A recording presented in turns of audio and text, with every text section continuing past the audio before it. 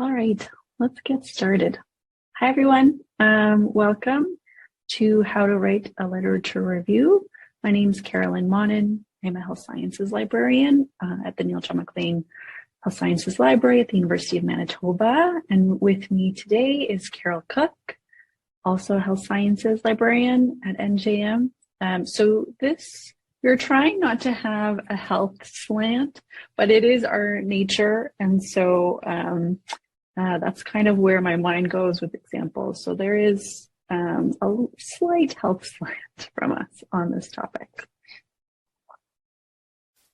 So our plan for today is to discuss literature reviews, what they are, what they're all about. We'll go through the steps, so the process on how to write a literature review.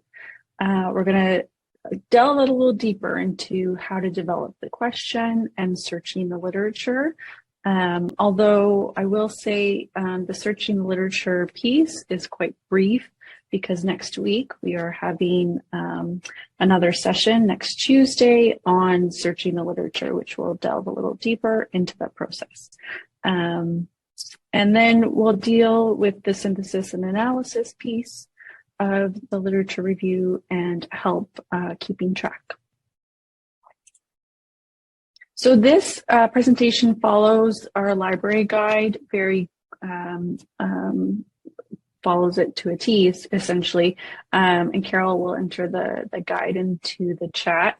But it's our How to Write a Literature Review guide, which many of you may have already seen.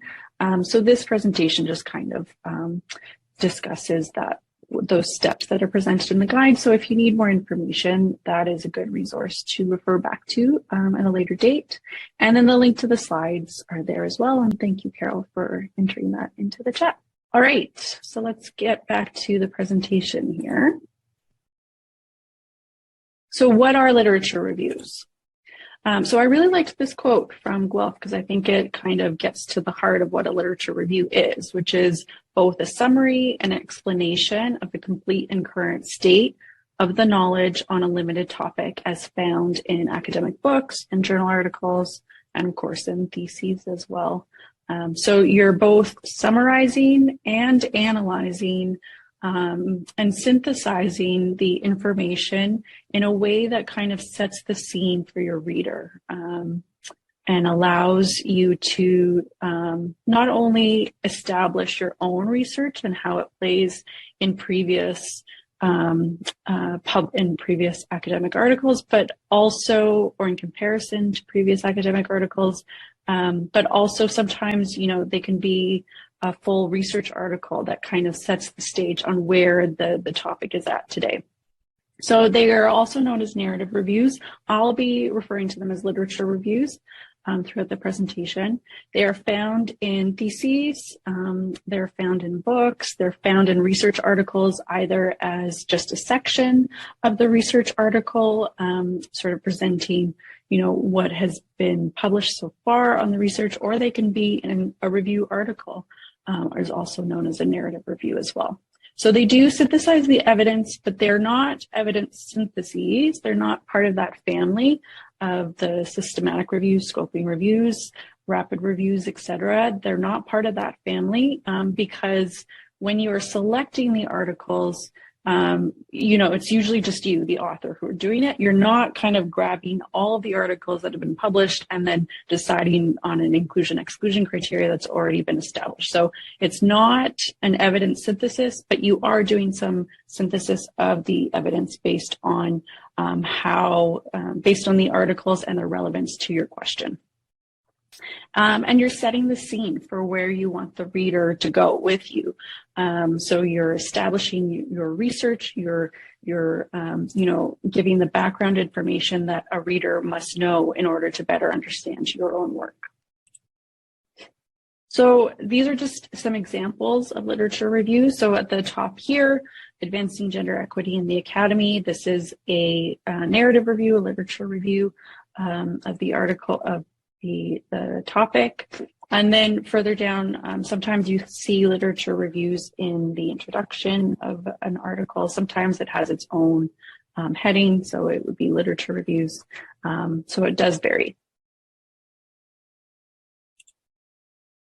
So literature reviews are not book reports, they're not essays, they're not research papers, and you're not doing any kind of real critical appraisal like you would be doing in a systematic review. You're providing synthesis. You're providing a summary as well, and you're providing analysis, not just a description. So you're taking these articles and you're trying to link them all together, typically by way of themes. So what are the major themes within the literature that you see? And you're organizing the articles based on your question and your topic. So a good reference does not have to address your exact question or scenario. Sometimes they just kind of provide a snippet of what your reader needs to know in relation to your question. So for example, if your research question involves a certain type of methodology, you're looking at a new type of methodology in a study, maybe you want to find some articles that have used that methodology before in other studies in order to best situate how that methodology would work with your own research. So we do literature reviews to provide context for your own research and summarize the state of the literature as of yet. It also helps to identify gaps or any discrepancies within the research as well, or any debates that are happening within the research. It provides a theoretical foundation for your research, and it really helps situate your own work in the existing research.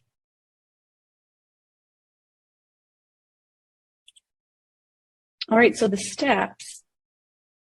So there are 5 steps to writing a literature review, or 5 key steps. And this is based on this article that you see at the bottom here by Cronin, Ryan, and Coughlin, Undertaking a Literature Review, a step-by-step approach. I highly recommend reading this article to get a more in-depth view of these steps. But this is the article that these 5 steps are based on. So number 1, formulating the question.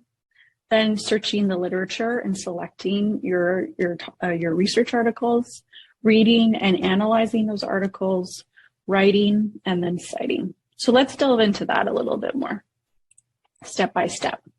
So the first step, formulating your search question. This is really key because a good question, a good concise and clear question will really help you in your search, figure out what are your key terms that you need in order to develop your search, but also help you in the selection process. So if you're doing a search and you're getting thousands of records, how do you select which articles are really going to be foundational to your literature review? If you have a clear question, you have that inclusion-exclusion criteria as to what you're looking for. So a good question is really, foundational for your literature review. So you're turning your topic into a question, you're keeping it concise, clear, and focused. And in some cases, to help you kind of develop that question, you can use a question framework like PICO, and we'll talk about that a little bit more. So formulating your question, step 1. Step 2 would be searching the literature. So identifying at least one, of course, or 2 databases that are relevant to your topic, that would have literature on your subject matter. This isn't a systematic review, so you're not searching 3 to 5 databases. Sometimes 1 is all you need if you find everything you need within that one. Sometimes you will do a second one just to ensure that all kind of facets of your question can be found. So identifying those databases and then identifying the important concepts of your question so that you can translate that into a search. And we'll talk about that a little bit more as well. Step 3, reading and analyzing those articles. So you've done the search, you've selected the articles, now it's time to read them and analyze them. So when you're reading and analyzing, you're trying to find those themes that are apparent throughout the articles that you've selected. You're trying to identify any gaps, so where research could go in the future, or any kind of topics that are missing that you feel could be a part of it. You're looking for conflicting information as well. You're not doing any real critical appraisal as to whether the studies were done well, but you are trying to identify the descriptive nature of the articles and how they relate to one another. So you're writing down things that stand out to you. You can use a literature review matrix or an Excel article template, and we'll talk about this a little bit more as well. And one thing I always want to, if I forget to talk about this later, is when you're reading and analyzing, one of the things to help my future self while I'm writing is to, identify when I'm writing down my notes, what was taken directly from an article, so putting quotation marks around that, and what I'm writing in my own words, so what I'm paraphrasing. And that will just really save you time and energy later on to differentiate what are the quotes and what are the non-quotes, what you've paraphrased. And then ensuring that page numbers are there as well when you're writing that down just really saves you in the future. Then step 4 is the writing process. Probably the longest of all these steps. So you're writing the reviews, you've identified the themes, now you just sort of have to elaborate on that and link them together. And you're elaborating on the themes and the gaps that you found in the literature or the conflicting information. You're connecting the articles using your own words. So again, we're using quotes sparingly. We're trying to paraphrase and put the ideas and themes into our own words as much as possible, and trying to set the stage for, if this is a lit review for your thesis, trying to set the stage so that your research makes a lot of sense in the context of what has been done in the past. So remember, this is an analysis, not a summary. We're not going paragraph by paragraph on what so-and-so said. You're trying to link them together. And then finally, citing. So citing your sources, obviously very important. Try to use the original article when you can. So a question I often get asked is, can I include a knowledge synthesis, so a systematic review or a scoping review or meta-analysis in my literature review? And yes, of course, by all means. But if you're paraphrasing what a systematic review has said about an article, maybe go to the original article and ensure that it is what you need it to be. Try to use the primary literature as much as you can. Using a citation manager to organize your references is, it will just save you a lot of time and energy, especially because the citation managers work with Word. There's a plugin for Menti and Zotero, and so it just makes the writing process and the citing process a lot easier.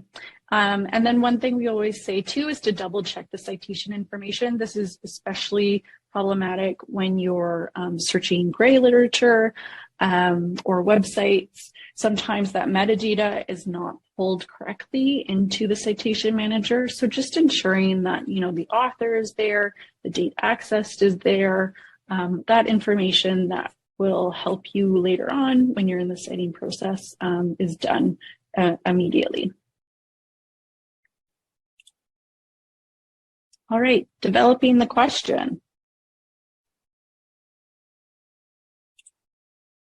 So turning an idea into a question, turning your topic into a question, as I said, it's the foundation, right? You really want to build a great search question, build a great question in order to build a great search.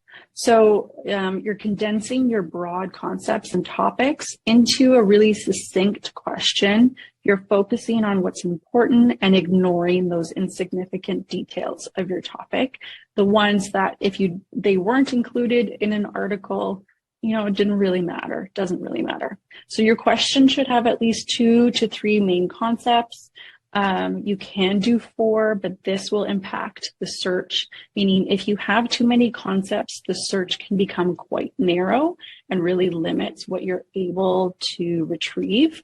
Sometimes that's good. Sometimes you know, if your topic has a lot of articles published, then adding multiple concepts or adding more concepts can really help to you know, get you down to a reasonable number, a manageable number to browse through. But 2 to 3 main concepts is what we typically recommend. Consider creating a second question if you have more than 3 concepts.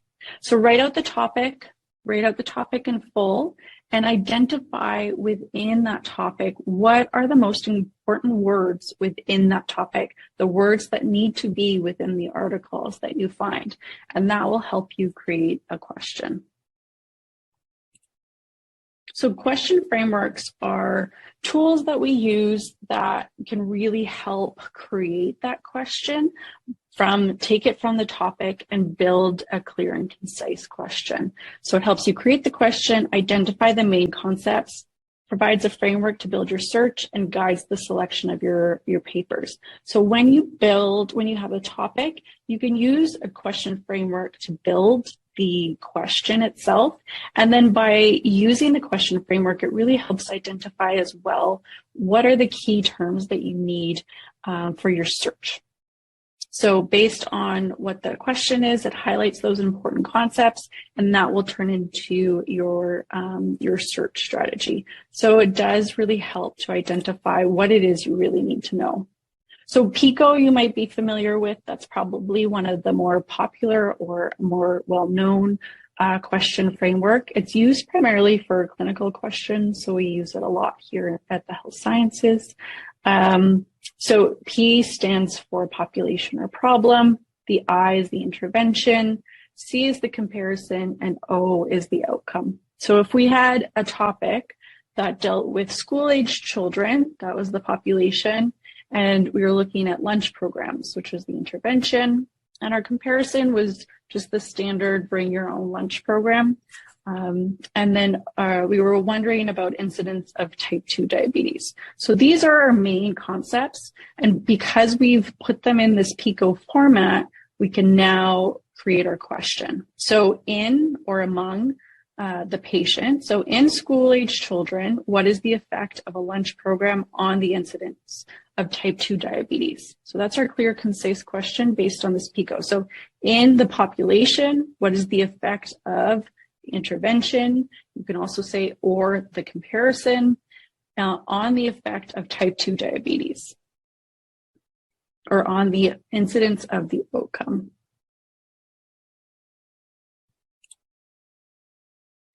Next up is SPIDER. So SPIDER is used for when you're looking for qualitative or mixed method studies, or when you are doing a qualitative or mixed method study and needing to do a lit review for that. SPIDER, S stands for the sample or the population. PI stands for the phenomena of interest, otherwise known as the intervention. D stands for the design of the study. So how are you designing your study? E is the evaluation. So what is the outcome? What are you trying to measure?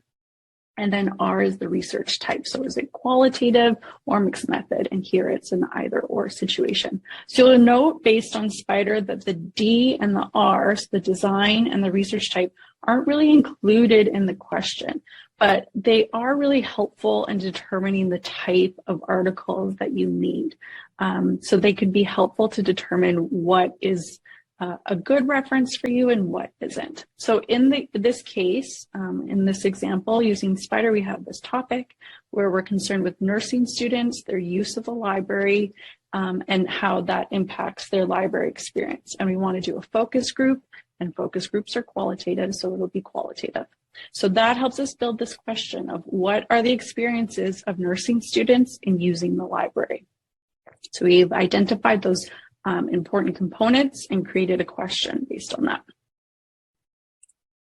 And then finally, our last question framework that we'll talk about today, and there are others. I suggest that you have a look at that guide that Carol has put in the chat for the others that we're not going to mention today. But so SPICE is used for program evaluations, and it's based on the PICO. So you'll see a lot of the same components of PICO within SPICE. And it's used, as I just said, for program evaluation. So the S stands for setting. What is the setting of the evaluation? P is the perspective or the population. I for intervention, C for comparison, and E for outcome or evaluation. So we have this program evaluation we're thinking about that has to do with pediatric waiting rooms. Our population are pediatric patients. Our intervention is therapy dogs compared with no therapy dogs. And our evaluation is our outcome where we want to discover whether it decreases anxiety. So we have these concepts, and now we can build this question, which is, does the use of therapy dogs in a pediatric waiting room decrease anxiety for pediatric patients? So you can see how by using these question frameworks, not only do we develop a question, but you can see how we have identified the important keywords that need to be in the search. So we know that this search needs to involve therapy dogs, and pediatric of some kind, whether pediatric waiting room or pediatric patients, and also anxiety should be in there as well. So we have this question here, and if you have the slides open, you might be able to answer this question, but I'd like to pose it to you. So we have this topic. Cell phone usage is sometimes linked to mental health outcomes such as depression or anxiety. This is especially the case in young adults. Moderate or low cell phone usage could improve mental health outcomes. So what type of question framework will work best for this topic, do you think? And if you want to put your answer in the chat, that'd be great.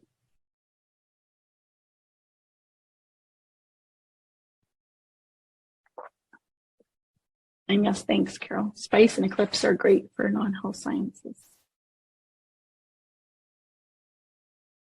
So what do you think? Do you think this is a PICO question? Is it a program evaluation? Is it a qualitative study? What kind of question framework do you think would work for this question? Spider, okay.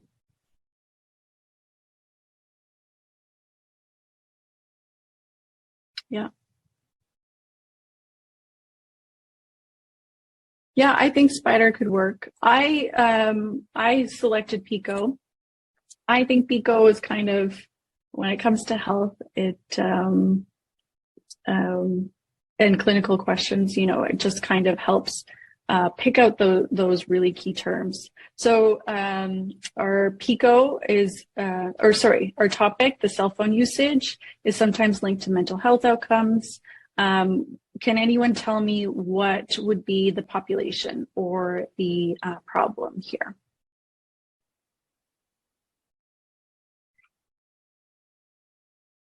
And you could just put your answer in the chat.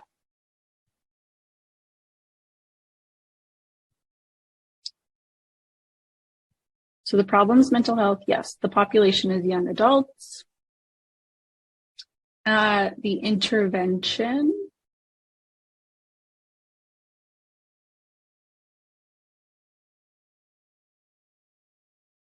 Yeah, cell phone usage and comparison. So if you're comparing cell phone usage, yeah. So maybe intervention would be excessive cell phone usage, and the comparison would be low or moderate cell phone usage or no cell phone usage, which this day and age would be impossible.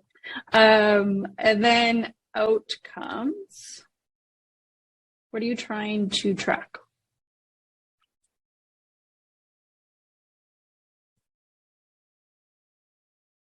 Depression, anything else?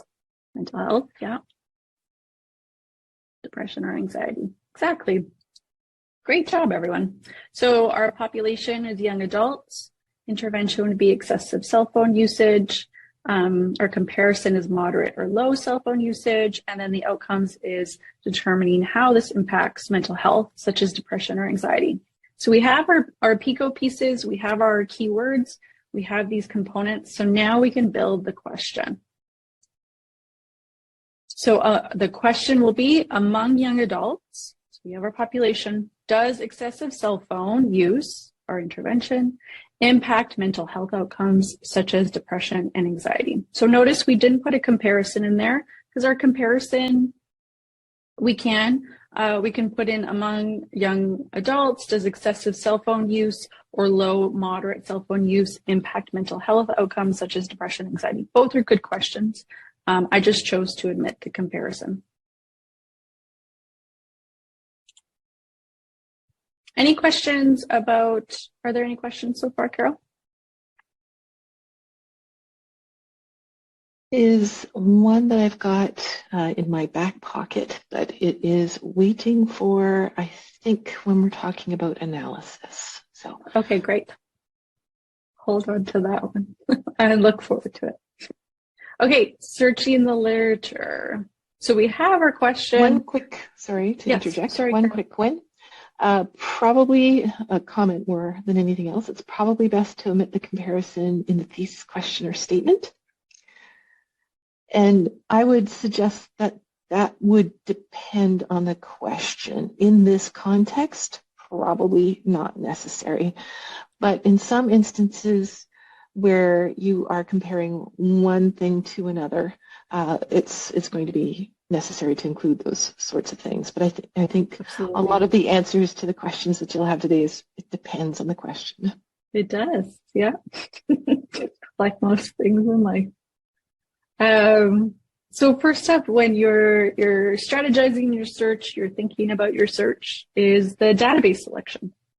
So which databases are relevant in your area of study? If you're doing your PhD, you're probably very familiar which databases are relevant to your area of study or which ones are used by the faculty in your department. So if you're doing a health question, maybe you're considering Medline.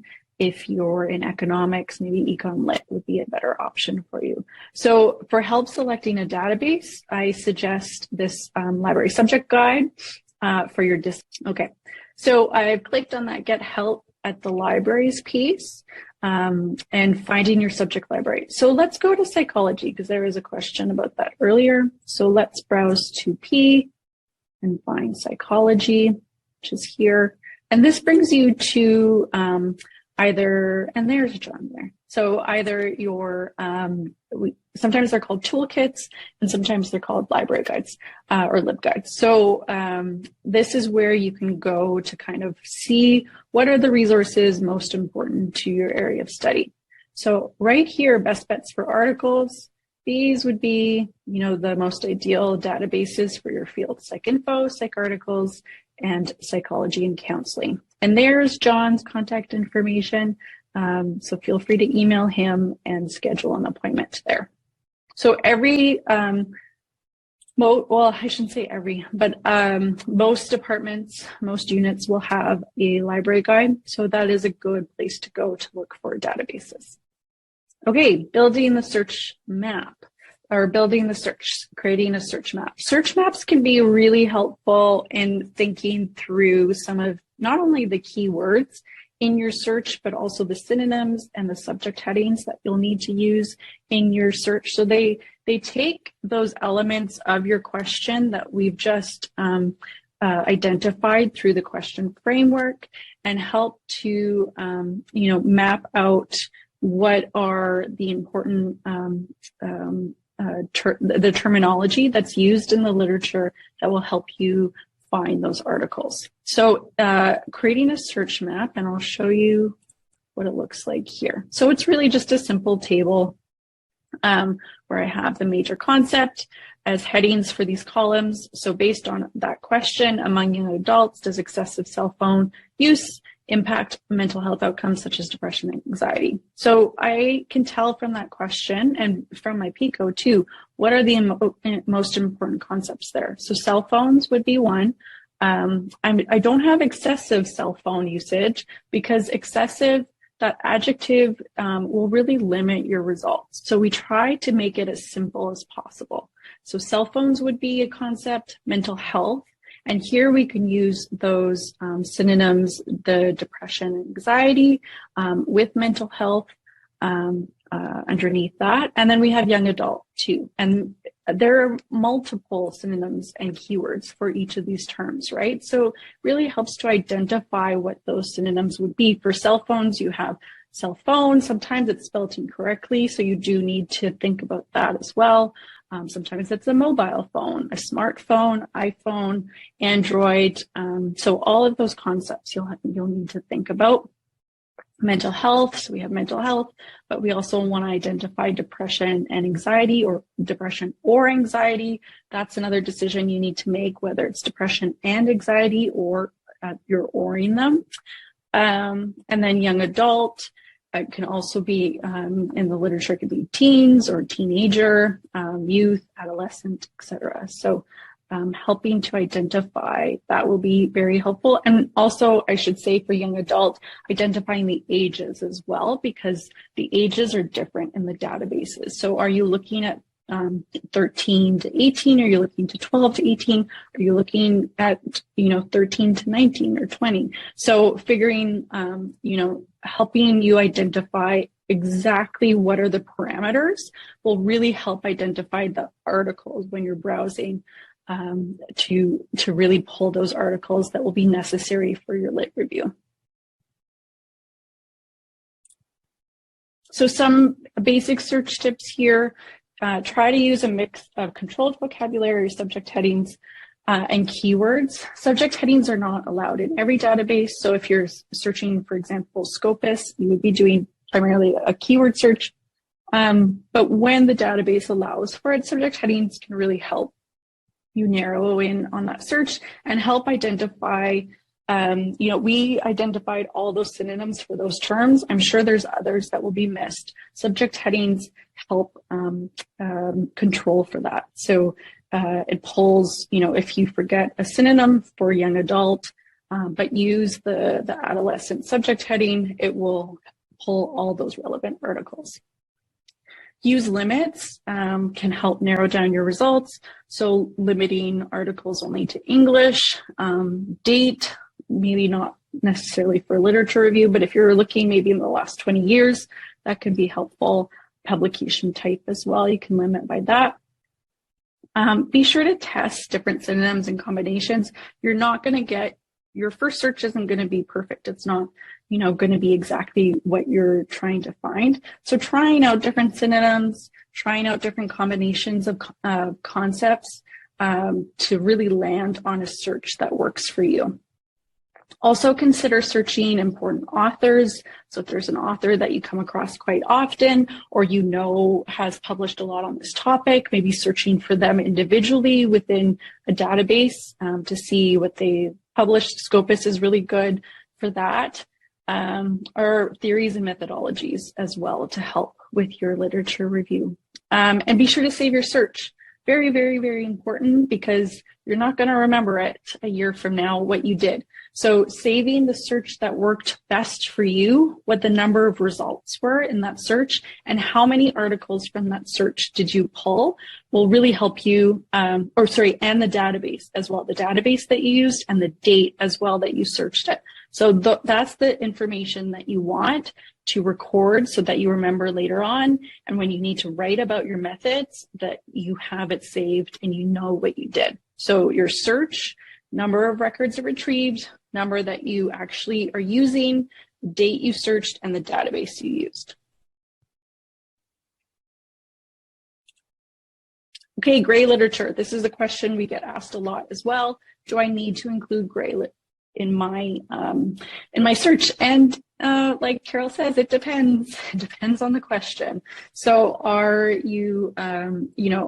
is your topic on something that's a little newer and maybe there's not a lot of literature out there and you'll need to depend on websites, then yeah, you'll need to search for gray lit. Or if you're doing, something public health related, then government reports and statistics will be important. So it just depends on your topic and what your question is. All right,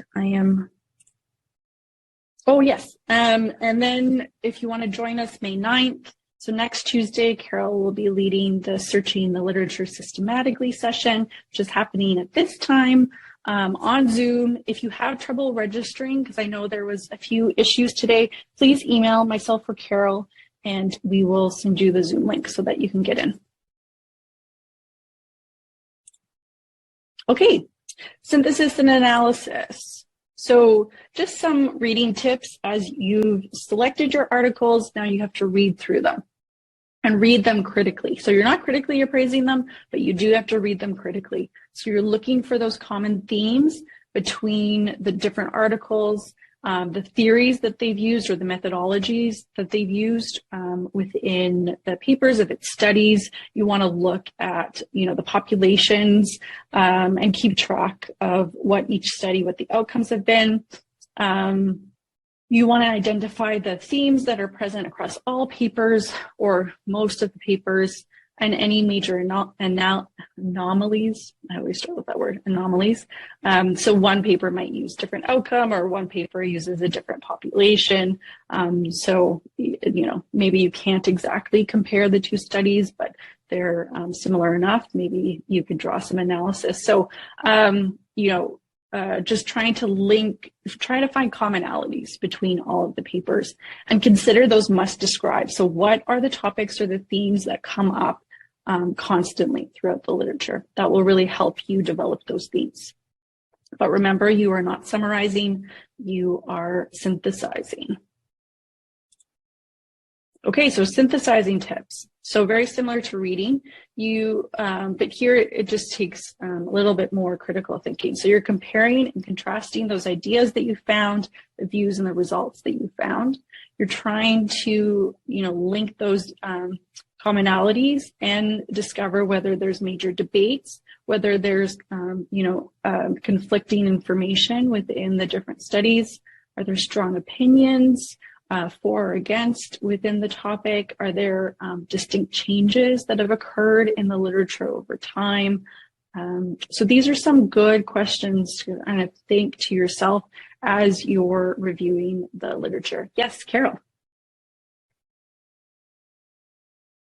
Probably a really good time for that question that I had, and it is, how do you know that you've read it all? You don't. But if you've created a good question, you've searched those databases, you feel like you have a good search strategy, and you've found everything you can. Oh, and I should mention for the search strategy as well, look at the reference list of the articles. Look to see what those articles have cited, because those can be included too. That's another, sorry, I should have mentioned that before. That's the snowball effect. So that's a really good way of seeing if you've missed anything. Sorry, Carol. That's okay. One thing I like to do is I like to ask myself the question as I'm reading is, am I now reading anything different on this particular topic? Yeah. And if the answer to that question is, yes, I'm still reading things that are different, then you still probably need to keep reading. Once you start seeing that there are lots of trends in the literature that you're reading, and yes, reviewers of your paper might disagree, but the thing is that we are human and we're not artificial AI, and ChatGPT is not up to the task just yet. It's hard for us to identify all relevant materials, and there's still a certain degree of humanness to this, so we will probably miss a time or two, unless you're doing a systematic review, in which case you can't be missing things. So if you're not doing a systematic review, and you are doing a literature review or a narrative review, it doesn't require that. So you can, also with reviewers, there's always the, great, thanks very much for that. I will consider that in my next paper. That's exactly what I was going to say. If you missed anything, your reviewers will let you know. Yes, they'll be on it. Thank you, Carol. That's a great question. So organization. So most people do organize their literature review thematically. That's probably the best way to link the articles together, is pointing out the themes and discussing the themes. But there are other ways. Sometimes chronological makes more sense. So how has the topic changed over time? Similarly, the trends that have changed over time. You might want to organize it methodologically. So what are the different methods that have been used in this particular research area? And you could mix it up. You could do thematic and then also talk about the methodology as well. So there's different opportunities on doing it differently. All of this to say there's no real wrong way here. But most people ask what the most common way of doing it is, and it's thematically. Okay, the literature review matrix. I'd like to have some time. So let me just talk about it a little bit and then we'll come back to this. But there is a link to the lit review matrix, which I think, Carol, did I send that one to you? Okay, great. So Carol can put that in the chat. But a literature review matrix, what it does is helps you visually identify what the themes are and where the gaps are as well. So it helps you compile details of your article, identify the main concepts that appear throughout the articles. And then, as we were just talking about, how do you know if you're done? If a concept only appears once, but it's one that you really want to talk about, keep searching and find other articles that talk about that theme. But do not expect that all articles will cover all of the same themes. Gaps are okay. It's only when you really only have one or two articles that discuss one of the themes you want to touch on. So this is an example, and this the template for this is in that link that Carol sent. So I have the titles of the articles in the top row as columns, and then the first row is the author information. So that's where I'd put the full citation of the article, not just the title. And then I have my major themes. So the first one, this is a topic on access to healthcare for patients who have just experienced a stroke. So one of the themes was they don't access healthcare as often, and the other theme is same rate of stroke as the urban population. So I've just kind of put in the quotations that I found that might be relevant. I've paraphrased some information. Obviously, your boxes will be much, much bigger with a lot more information, but this is just kind of a brief overview of how it's used. And then there's a final column at the end for my thoughts. So anything that you you've read through the articles, this is where the synthesis and the analysis piece comes in, where you can incorporate those thoughts into your paper. So just to go back to this document, and I'm still screen sharing, yay, okay. So the first one here is the one I was just showing you. So you put in your main ideas here, and each column is a different source. There's the other option for thematically. So sometimes this is not enough room. So this table, the second one here, is also themes, identifying themes, but each a theme for each table. So this is your theme, you have your citations. It also allows you to include your population, your key points, main results, and your notes. If you are looking at study summaries, then maybe this third table would be better suited for you, where you can discuss the purpose of the studies, the frameworks, the samples that they used, design variables, etc. And then finally, if you're comparing variables, then here's another table that would work. So feel free to file and make a copy of this document for own use and use the table that works best for you. But I find it's a good way to kind of visually see what is going on and helps you try to organize your thoughts. Okay, finally, keeping track. So staying organized is incredibly important when you're undertaking a literature review, and try to build a system that works for you. So this is a larger research project. So think about what has worked for you in the past and try to incorporate those details. So something that I like to do is create a research folder, and then within that folder, hold all of the important information containing to that literature review. or to that research project. So I'll have subfolders within that main folder, especially if I have multiple RIS or TXT files, which are those citation files that come from the databases. I'll have my search strategies in there, obviously the draft of my paper, my literature review matrix, any of the data that I'm working with, all the information that you need for your literature review. Try to keep it together in one piece, because as you're working through it, it'll just help you stay organized and help your future self try to work through this in an efficient way.